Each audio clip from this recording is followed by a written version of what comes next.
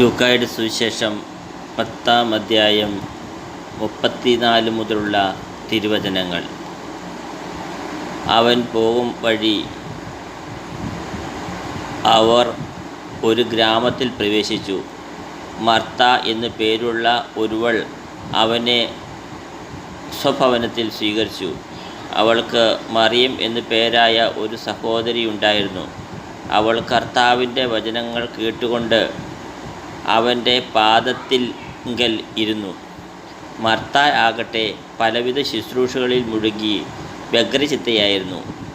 അവൾ അവൻ്റെ അടുത്തു ചെന്നു പറഞ്ഞു, കർത്താവേ, ശുശ്രൂഷയ്ക്കായി എൻ്റെ സഹോദരി എന്നെ തനിയെ വിട്ടിരിക്കുന്നത് നീ ശ്രദ്ധിക്കുന്നില്ലേ?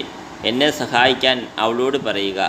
കർത്താവ് അവളോട് പറഞ്ഞു, മർത്ത, മർത്ത, നീ പലതിനെക്കുറിച്ചും ഉത്കണ്ഠാകുലയും അസ്വസ്ഥയുമായിരിക്കുന്നു. ഒന്ന് മാത്രമേ ആവശ്യമുള്ളൂ. മറിയം നല്ല ഭാഗം തിരഞ്ഞെടുത്തിരിക്കുന്നു, അത് അവളിൽ നിന്ന് എടുക്കപ്പെടുകയില്ല. നമ്മുടെ കർത്താവായ മിശിഹായിക്ക് സ്തുതി. ഒന്ന് മാത്രമേ ആവശ്യമുള്ളൂ. ഈശോയുടെ പാദത്തിൽ ഇരുന്ന് ഈശോ പറയുന്നത് ശ്രവിക്കുക.